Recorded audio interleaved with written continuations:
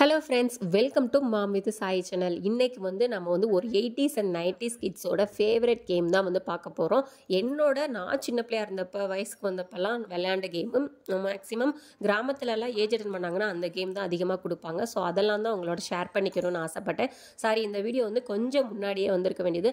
இடையில மாமனார் மாமியார் வந்துட்டதுனால கொஞ்சம் பிஸி ஆகிட்டேன். எடிட்டிங் மட்டும் முடிஞ்சிருந்தது, பட் வாய்ஸ் கொடுத்து அப்லோட் பண்ண முடியல.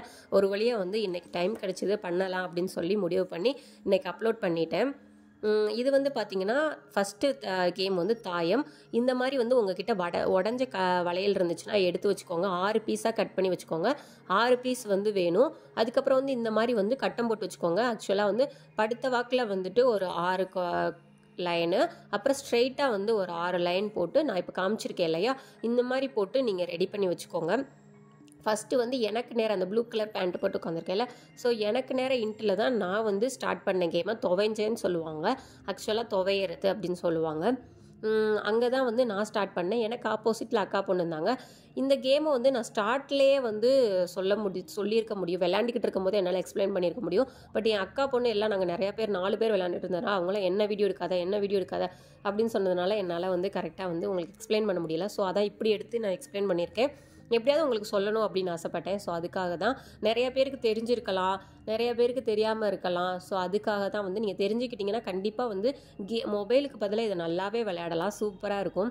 பாருங்கள், ஃபஸ்ட்டு இந்த மாதிரி இன்ட் இருக்கு இல்லையா, நான் இந்த மாதிரி துவஞ்சிருக்கேன்ல, அந்த இடத்துல இருந்து அடிச்சுட்டு உள்ளே போகணும். ஆக்சுவலாக அந்த இன்ட்டுக்கு முன்னாடி இருந்து ஸ்ட்ரெயிட்டாக அந்த முன்னாடி இன்ட் இருக்கு இல்லையா, அங்கே இருந்து உள்ளே போய் 4 இன்ட்டையும் சுற்றி அதுக்கப்புறம் அந்த முன்னாடி இன்ட்டில் இருந்து உள்ளே போய் சென்டரில், ஆக்சுவலாக நான் எனக்கு இருக்கிற இன்ட்டுக்கு நேரம் துவஞ்சிருக்கேன் இல்லையா, ஸோ அதே 2 ஸ்டெப்பு முன்னாடி கோடுக்கு போய் நான் பழுக்கணும். அதை நான் தெளிவாக எக்ஸ்பிளைன் பண்ணியிருப்பேன். அங்கே கை வச்சு நான் கரெக்டாக காட்டியிருக்கேன் பாருங்கள். இப்படி சுற்றி எப்படிலாம் சுற்றி வரணும் அப்படிங்கிறத நான் காட்டியிருப்பேன். அப்படி சுற்றி தான் நீங்கள் பழுக்கணும். அதே அக்கா பொண்ணு ஆப்போசிட்டில் இருக்காங்கன்னா அவங்க இப்படிலாம் சுற்றி அங்கே என்னை அடிச்சிட்டாங்கன்னா அப்படி உள்ளே போகணும். உள்ளே போய் அதுக்கப்புறம் 4 கோட்டையும் சுற்றி அதுக்கப்புறம் அவங்க உள்ளே இறங்கணும். இப்படிலாம் சுற்றிலாம் அப்புறம் கரெக்டாக அவங்க ஸ்டார்ட் பண்ண இடத்துக்கு நேரம் அவங்க பழுக்கணும். ஸோ இதான் கேமு. இதை இந்த மாதிரி கல்லெல்லாம் வளையல்லாம் நாங்கள் முன்னாடியே நிறைய எடுத்து வச்சுக்கிடுவோம். ஸோ எனக்கு நான் ஒரு க்ரீன் கலர் மாதிரி எடுத்துக்கிட்டேன். அக்கா பொண்ணு எல்லோ கலர் எடுத்திருந்தாங்க. ஸோ இதுதான் அந்த சோவி, அந்த வெள்ளை கலர் இருக்கு இல்லையா, ஸோ திரும்பி இருக்கு இல்லையா, அதில் கரெக்டாக 1 விழுந்துச்சுன்னா தாயம். அது விழுத்தா தான் நீங்கள் கேமையே ஸ்டார்ட் பண்ண முடியும். அது விடாட்டா அது எத்தனை தடவை விழுற வரைக்கும் நீங்கள் போட்டுகிட்டே இருக்கணும். ஒரு ஆளுக்கு ஒரு டைம் தான். ஆக்சுவலாக ஸ்டார்ட் பண்ணும்போது சாமிக்கு ஒரு தடவை, இன்னொரு டைம் நார்மலாக போடுவாங்க. அப்படி விளையாட்டின அடுத்த டைம் பார்த்தீங்கன்னா ஒரு டைம் தான். நம்ம ஒரு டைம் போடணும், ஆப்போசிட் ஒருத்தவங்க போடுவாங்க. ஸோ நம்ம அவங்களுக்கு அடி கொடுக்காமே விளையாண்டு இந்த கேமை வின் பண்ணலாம். ஆனால் அடி கொடுத்தா தான் கொஞ்சம் இன்ட்ரெஸ்ட்டாக போகும். நம்ம அவங்க ஆப்போசிட்டில் உள்ளவங்க அடிக்கலையோ, நம்ம அவங்கள அடிக்கலைனாலும், அவங்க காயினை அவங்க நம்மளை அடிக்கலை அப்படிங்கிறதுனாலும் நம்ம உள்ளக்க அந்த வெளியே இருக்கிற 4 இன்ட்டில் மட்டும்தான் சுற்ற முடியும். ஸோ உள்ளே போய் பழுக்க முடியாது, ஆக்சுவலாக வின் பண்ண முடியாது. ஸோ நான் இந்த பக்கம் கேமரா இருக்கிற பக்கம் போட்டு காட்ட முடியல. என் பையன் காயினெல்லாம் தூக்கிக்கிட்டு இருந்தான். ஸோ அந்த பக்கம் போட்டிருக்கேன். நான் போட்ட மாதிரி என் அக்கா பொண்ணு போட்ட மாதிரி பார்த்து நீங்கள் போட்டுக்கோங்க. மேக்ஸிமம் என் அக்கா பொண்ணு கரெக்டாக போடுவாள். ஏன்னா அவளுக்கு அந்த நுணுக்கம் தெரியும். எப்படி போட்டால் தாயம் விழும், 12 விழும். 12ங்கிறது ஃபுல்லாக கவுந்துடுறது, அந்த நடுவில் இருக்கிற கோடு தெரியாது.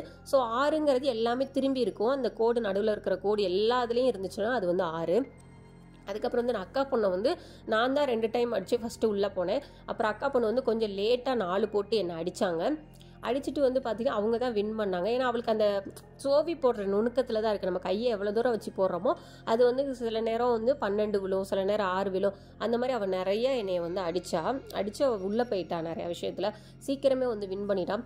அப்புறம் என் அக்கா பொண்ணு, பெரிய அக்கா பொண்ணு, அப்புறம் நாங்கள் எல்லாருமே அடிக்கிறது என்ன அப்படின்னா, அந்த இன்ட்டிலேருந்து நம்மளுக்கு முன்னாடி அவங்க காயின் வச்சுருப்பாங்க. முன்னாடி காயின் வச்சுருக்கும் போது அவங்க எத்தனை நான் அதாவது 1 2 3 கோடு தள்ளி வச்சுருந்தாங்கன்னா 3 நம்மளுக்கு கரெக்டாக 3 வேணும்னு போட்டோம்னா 3 விழுந்துருச்சு. நான் கரெக்டாக அவங்க நம்ம முன்னாடி வச்சுருக்கும் போது நம்மளுக்கு 3 விழுந்துருச்சு, நம்ம போட்டுட்டோம், அந்த 3 போட்டுட்டோம்.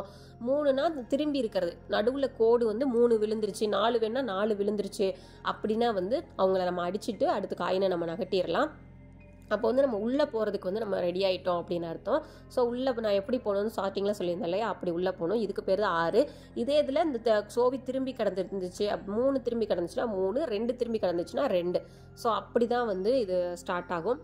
உங்களுக்கு புரியும் நான் நினைக்கிறேன், கண்டிப்பாக புரியும். அந்த சோவி ஃபுல்லாக கவுந்து கிடந்துச்சுன்னா 12, அந்த நடுவில் இருக்கிற அந்த குழி ஒரு கோடு மாதிரி தெரிஞ்சு திரும்பி கிடந்துச்சுன்னா வந்து ஃபுல்லாக திரும்பி கிடந்துச்சுன்னா 6, 5 திரும்பி கிடந்துச்சுன்னா 5, 4 திரும்பி கிடந்துச்சுன்னா 4, 3 திரும்பி கிடந்துச்சுன்னா 3, 1 திரும்பி கிடந்துச்சுன்னா தாயம். ஸோ அப்படி தான் விளையாடணும். அக்கா பொண்ணு வந்து இங்கே பாருங்கள் 6மே வின் பண்ணிட்டாங்க அவங்க. நான் வந்து அப்போ வந்து 2 தான் வந்து வின் பண்ணியிருந்தேன். என் காயின் வந்து அங்கங்கே இருந்தது, ஏன்னா அவங்க நிறைய தடவை நடிச்சு போட்டாங்க. ஸ்டார்டிங்கில் நான் தான் போனேன் ஸ்பீடாக, பட் அவங்க இது பண்ணிட்டாங்க. அதுக்கப்புறம் பார்த்தீங்கன்னா இதுக்கு பேர் வந்து பல்லாங்குழி. இது வந்து என்னோட ரொம்ப ரொம்ப ஃபேவரட் கேமு. இதுக்கு வந்து 7 ஒரு சைடு 7, ஆப்போசிட் சைடு 7 குழி இருக்கும். அதுக்கப்புறம் வந்து இதிலே பெருசுலாம் இருக்கும்னு நினைக்கிறேன், 9, 12 அந்த மாதிரி தெரியல, ஆனால் நான் 7 தான் பார்த்துருக்கேன். இதுக்கு வந்து இந்த மாதிரி வந்து நீங்கள் வந்து கடற்கரை சைட்லாம் போனீங்கன்னா இந்த மாதிரி வந்து சோவி கிடைக்கும். அது நீங்கள் நிறைய வாங்கி வச்சுக்கலாம், ஒரு கவர் நிறையா. ஒரு குழிக்கு வந்து 5 போட்டிருந்தோம் நாங்கள். 5 போட்டு ஃபில் பண்ணி வச்சிட்டோம். 7 போடுவாங்க, அப்புறம் 5 போட்டுக்கலாம், 7 போட்டுக்கலாம்னு நினைக்கிறேன். இந்த மாதிரி வந்து ஒரு இதாக எடுத்து வந்து நம்ம விளையாடணும். விளையாண்டு வந்து பார்த்திங்கன்னா இது அதாவது எல்லா காய்க்கு போட்டு இந்த மாதிரி தடவி ஆப்போசிட்டில் இருக்கிறத வந்து நம்ம எடுக்கணும். அதில் 1 கிடைச்சாலும் நம்மளுக்கு 1 தான். ஃபுல்லாக சோவியெல்லாம் போட்டு வந்து கடைசியில் வந்து முடிஞ்ச இடத்து பக்கத்தில் ஒரு குழி மாதிரி இருந்துச்சுன்னா அதை தடவி ஆப்போசிட்டில் இருக்கிறத எடுக்கணும். இதுதான் இந்த கேமு. ஆக்சுவலாக இது ரொம்ப நேரம் போகும், 4 மணி நேரம் 5 மணி நேரத்துக்கு அப்புறம் தான் வந்து யார் வின்னுனே தெரியும். ஏன்னா வந்து எப்படி வின் ஆகிறது தெரியும் அப்படின்னு பார்த்தீங்கன்னா, இந்த நம்ம சைடு இருக்கிற சோவி வந்து சுத்தமாகவே நம்மளுக்கு இல்லாமல் போய் ஆப்போசிட்டில் அவகிட்ட மட்டும்தான் இருக்கும், நம்மளுக்கு விளையாடுறதுக்கு சோவி இருக்காது. ஸோ அப்படி இருக்கும் போது தான் நம்ம வந்து யார் வின்னுனே தெரியும். அது வரைக்கும் வந்து வின்னு வந்து முன்ன பின்ன போகும். ஒரு சில நேரம் வந்து நான் வந்து அக்கா பொண்ணுக்கு காயின் இல்லாமல் ஆக்சுவலாக வந்து சோவி இல்லாமல் வச்சுருந்தேன். ஒரு சில அவள் வந்து எனக்கு அப்படி வச்சுருந்தா. ஸோ அந்த மாதிரி இருந்தது. எப்படின்னா அந்த கல் வச்சுருந்தோம் பார்த்தீங்களா, அந்த கல்லில் வந்து என்கிட்ட வந்து சோவி இல்லை அந்த 2 குழிக்கு. ஸோ அப்போ அக்கா வந்து அந்த சைடு என்னோடது வந்து அவகிட்ட இருந்துச்சு, அவள் வின் பண்ணி வச்சுருந்தா. ஸோ அந்த மாதிரி வந்து மாற்றி கேம் போய்கிட்டே இருக்கும். இது வந்து 4 மட்டும் இருந்துச்சுன்னா அது பேர் பசு. ஸோ எடுத்துடணும். இப்படி சோவி போடும்போது அதில் 4 விழுந்துச்சு அப்படின்னா வந்து அதுக்கு பேர் பசுன்னு சொல்லுவாங்க. ஸோ அதை பசு விழுந்துச்சு அப்படின்னா வந்து நம்ம எடுத்துடணும். அதெல்லாம் ஒரு கேமோட ரூல்னு நினைக்கிறேன், எதுக்குன்னுலாம் தெரியலை. ஸோ 4 கிடந்துச்சுன்னா அதுக்கு பேர் பசு, அதை எடுத்துடணும் அப்படின்னு சொல்லுவாங்க.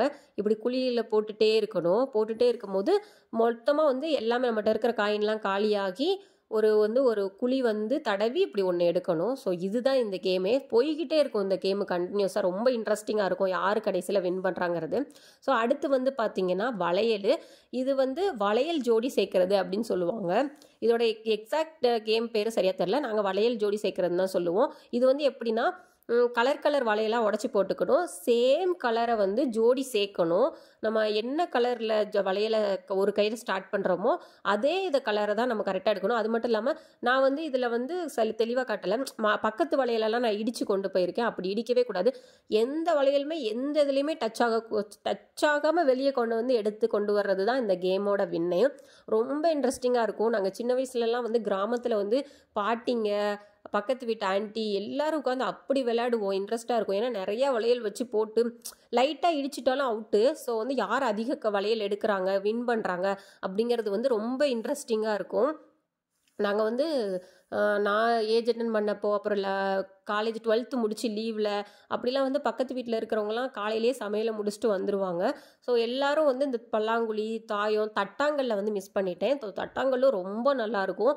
நிறைய கல்லை வச்சு 1 பிடிக்கிறது 2 பிடிக்கிறது அதெல்லாம் வந்து நெக்ஸ்ட் டைம் கண்டிப்பாக நான் காட்டுறேன். ஸோ இந்த இதில் கேம்லாம் நீங்கள் கண்டிப்பாக ட்ரை பண்ணுங்கள், ரொம்பவே நல்லாயிருக்கும். சாய்க்கும் நான் சொல்லி கொடுத்தேன், எனக்கு ரொம்ப சந்தோஷமாக இருந்தது. ரொம்ப அழகாக விளையாண்டாகணும்.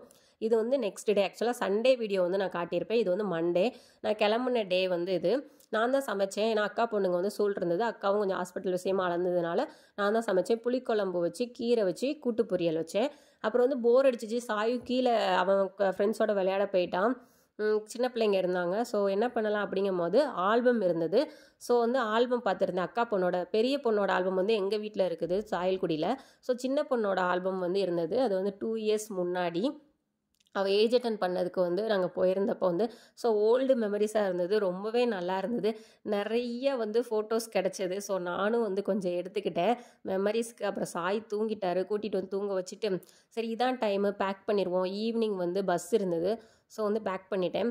இது வந்து கிறிஸ்மஸ் ட்ரீ வந்து நான் ஒன்று வச்சுருக்கேன். ஸோ அதுக்கு என் அக்கா பொண்ணு கொடுத்தாங்க. இந்த வாராகி வந்து அக்கா வந்து வாராகி டெம்பிள் போயிருந்தாலாம், ஸோ அதுவும் கொடுத்தா. ஸோ 2 பேரும் வந்து வச்சுக்கோன்னு சொல்லி கொடுத்ததுனால நான் எடுத்து வச்சுட்டு கிளம்பிட்டேன். ஒரு வழியாக வீட்டுக்கு வந்தாச்சு. வீடு இப்படி தான் இருந்தது. என் ஹஸ்பண்ட் வந்து கிச்சன் யூஸ் பண்ணவே இல்லைன்னு நினைக்கிறேன். எனக்கும் கொஞ்சம் ஜலதோஷம் பிடிச்சிருந்தது. ஸோ வந்ததும் வீட்டு க்ளீனிங் வேலை வேறு இருந்தது. ஏன்னா நியூ இயர் ஸ்டார்ட் ஆகுது இல்லையா. ஸோ வந்து நியூ இயர்க்கு வந்து வீட்டெல்லாம் க்ளீனிங் வேலை வேறு இருந்தது. எனக்கு ஜலதோஷம் வேறு பிடிச்சிருந்தது. மாவும் இல்லை. நான் வந்து 2 இயர்ஸ் முன்னாடி ஒரு தோசை வீடியோ போட்டப்போ வந்து ஒரு சப்ஸ்கிரைபர் வந்து என்கிட்ட கேட்டிருந்தாங்க, எப்படி மாவு நீங்கள் அரைக்கிறீங்க முருகலாக வரும்னு சொல்லி. சாரி, அப்போ வந்து என்னால் வீடியோ எடுத்து போடவே முடியலை, ரொம்ப கஷ்டமாக இருந்தது. இந்த டைம் சொல்லிட்டேன். அவங்களுக்கு புரியுமா பார்ப்பாங்களான்னு தெரில, பட் நான் போடுறேன், பார்க்குறவங்க தெரிஞ்சுக்கோங்க. நான் வந்து இங்கே வந்து இட்லி அரிசி வாங்குவேன் பெங்களூரில். அதில் வந்து 3 கப்பு நான் இப்போ காட்டினேன் இல்லையா, அதுக்கு வந்து 3 கப்பு அரிசி, 1 டேபிள் ஸ்பூன் வந்து வெந்தயம், அப்புறம் வந்து அந்த எடுத்த கப்புக்கு 1 கப்பு உளுந்து போடுவேன். 3 கப்பு அரிசி, 1 கப்பு உளுந்து போடுவேன். அப்புறம் 1 டேபிள் ஸ்பூன் வந்து வெந்தயம் போடுவேன். இட்லிக்கும் ரொம்ப சாஃப்டாக இருக்கும். நான் காட்டியிருக்கேன் பாருங்கள். தோசையும் நல்ல முருகலாக இருக்கும். இதில் கூட அவ்வளோவா சரியாக வரல. நான் வந்து வேகமாக வீடியோக்காக எடுத்ததுனால சரியாக வரல. ஆனால் சீரியஸாகவே ரொம்ப நல்லாயிருக்கும். இட்லி கூட வந்து ரொம்ப சாஃப்டாக இருக்கும். இது கூட ஆறிடுச்சு, சூடாக வந்து இன்னும் ரொம்ப சாஃப்டாக இருக்கும். ஸோ ட்ரை பண்ணி பாருங்கள் இந்த மெத்தடை. அதுக்கப்புறம் அன்றைக்கி வந்து ரொம்ப ஒர்க்கு, கொஞ்சம் ரிலாக்ஸாக உட்காந்துருந்தேன். ஓனர் ஆண்டி வந்து வந்துட்டாங்க. இந்த இப்படி பெட்டியெல்லாம் நடுவில் போட்டு உட்காந்துருக்கேன்னு நினைக்காதீங்க. அவங்க வந்து நான் காஞ்சிபுரம் போனேன்னு சொல்லவுமே காஞ்சிபுரம் சாரீகளெல்லாம் கேட்டாங்க. ஸோ அவங்ககிட்ட காட்டிட்டு கொஞ்சம் ரிலாக்ஸாக உட்காந்தேன். கொஞ்சம் லேட்டாக எடுத்து வைப்போம் முடியலை அப்படின்னு சொல்லிட்டு. அவ்வளோதான், இதோட இந்த வீடியோ முடிஞ்சது. இந்த வீடியோ உங்களுக்கு பிடிச்சிருக்குன்னு நினைக்கிறேன். பிடிச்சிருந்தா லைக் பண்ணுங்கள், ஷேர் பண்ணுங்கள், சப்ஸ்கிரைப் பண்ணுங்கள். தேங்க்ஸ் ஃபார் வாட்சிங். பாய்.